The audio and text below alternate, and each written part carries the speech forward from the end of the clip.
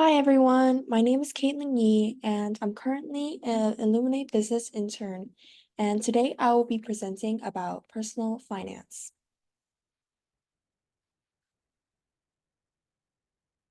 So here's a table of contents on what we'll be discussing today. So number one, we have personal importance of personal finance, sections in personal finance, strategies, skill sets, and nuance.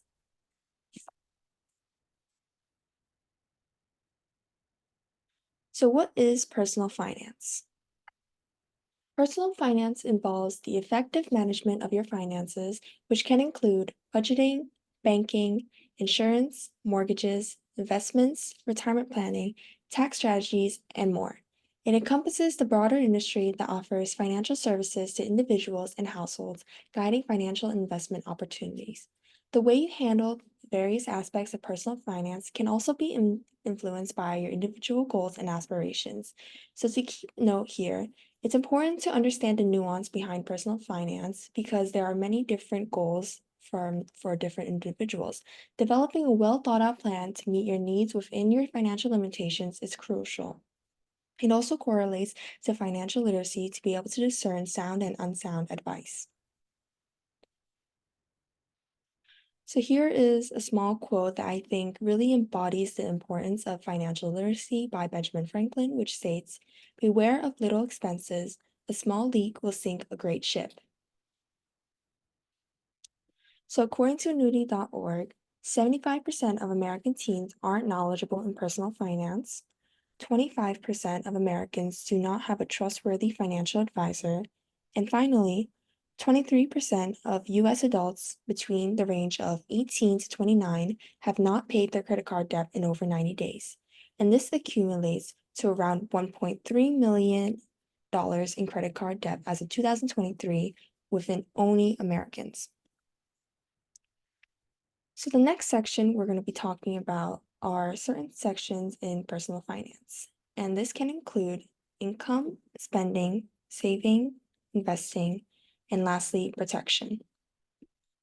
So income is the initial point in personal finance, which represents the total cash inflow available. And this is typically through salaries, wages, or dividends, and it accompanies various sources of cash inflow, as stated before. Spending would be the product or the outflow of cash and representation of primary destination for income.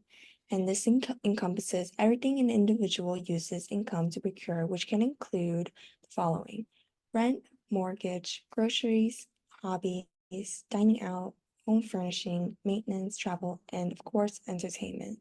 These are only the big categories when it comes to spending, but there are obviously subsectors and subsections when it comes to spending. Saving. Saving denotes the portion of income remaining after expenditures. Building savings is crucial for recovering significant expenses or unforeseen emergencies. So these emergencies can include, like, let's say losing a very expensive instrument or potentially burning your house down. And despite the challenges of not utilizing the entire income, everyone should strive to maintain a portion of savings, which is ideally equivalent to 3 to 12 months worth of expenses. However, it is important to note that excessive cash in a savings account can lose its value over time due to inflation. Therefore, surplus cash not allocated for emergencies or immediate spending should be invested instead. And that leads on to investment. Investment entails acquiring assets, typically through stocks and bonds, and it's aimed to generate a return on the invested capital. The goal of investing is to augment an individual's wealth beyond the initial investment. And yes, there are certain risks to investment, but through proper discussion of investing, I believe everyone can acquire wealth through investing. Finally, we have protection. Protection means to safeguard individuals from unexpected events, and this is done to preserve one's wealth. And it's also a form of protective measure, which encompasses life and health insurance, as well as estate and retirement planning. Oh, What would you recommend for getting started with investing as a teen? Well, there are many websites online, and there are also a lot of apps that I think could help to get started with investing as a teen. But I think it's also important to note that you should be doing your own research instead of looking at certain YouTube videos, because a lot of those YouTube videos can be very misleading and it's very a high risk, high reward type of deal. So which shouldn't apply to necessarily teens, but more over to adults. I think to really get started with investing as a teen is to understand the certain terms and certain factors when it comes to looking at stocks and the stock market in general. So just basically, yeah, do a lot of research. There are certain funds that you can invest to which require less risk, where basically you would be accumulating um money with a group of people but to invest in big companies.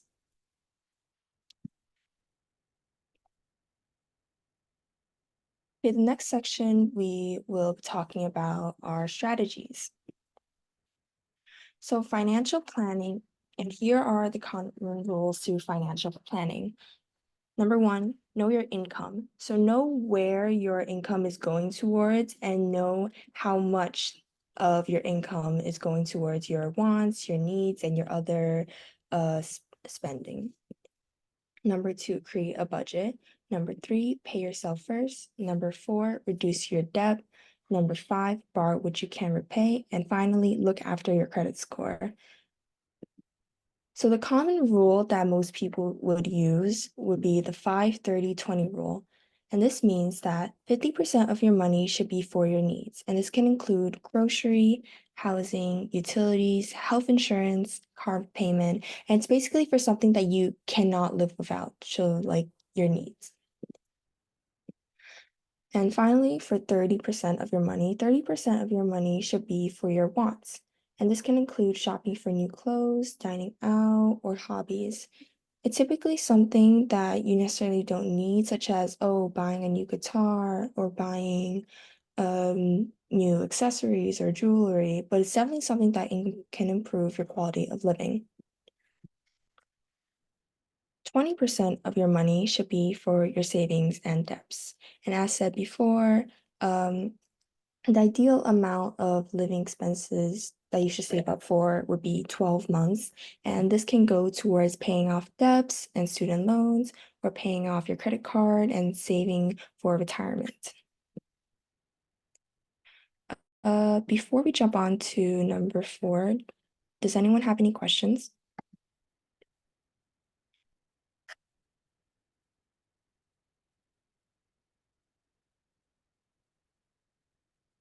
Dividends?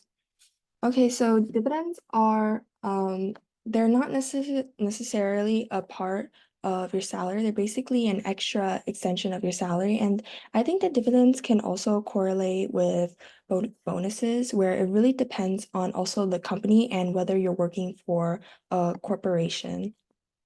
And not everyone gets dividends.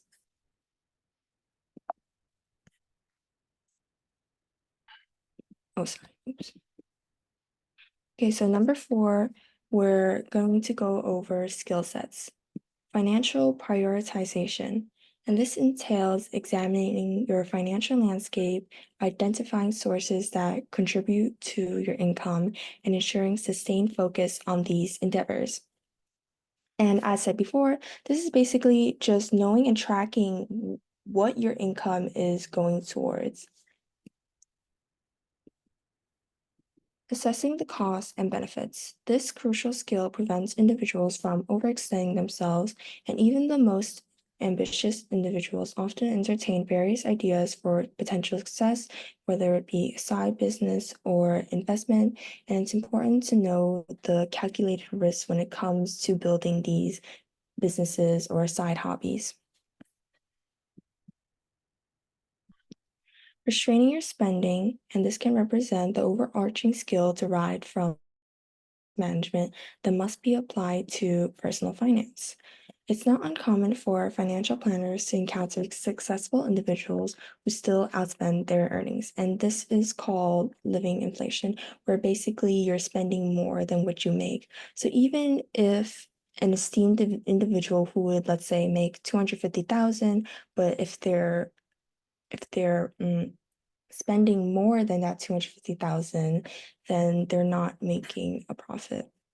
And learning to curtail spending on non-wealth building assets until after meeting monthly savings or debt reduction goals is a pivotal in the process of building net worth.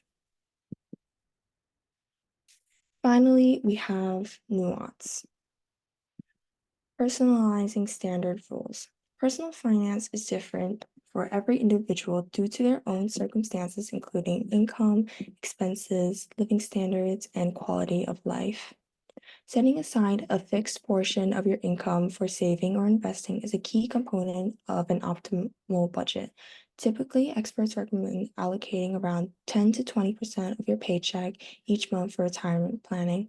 However, while fiscal responsibility and future planning are essential, adhering strictly to a predetermined retirement saving rule, and this can go back to the 5-30-20 rule, you can always change up these budgeting rules because these are just the basic rules that are recommended for beginners who are trying to build their knowledge in financial literacy. These rules are obviously not always applied to every student and their cases. And the conventional wisdom for young investors are often advocates for adopting a long-term perspective and adhering to a buy and hold strategy. While this guideline is generally sound, there are situations where deviating from it is justified. So overall, as I've said before, it is important to understand the nuance when it comes to personal finance. Every situation is different.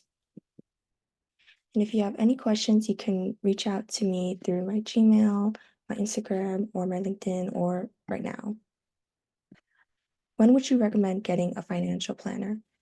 I would recommend you to get a financial planner when you start making a fixed income. So obviously right now, if you're a teenager, I don't think you necessarily need a financial planner, but if you are making an income, I would definitely recommend it then. And if you can afford one too.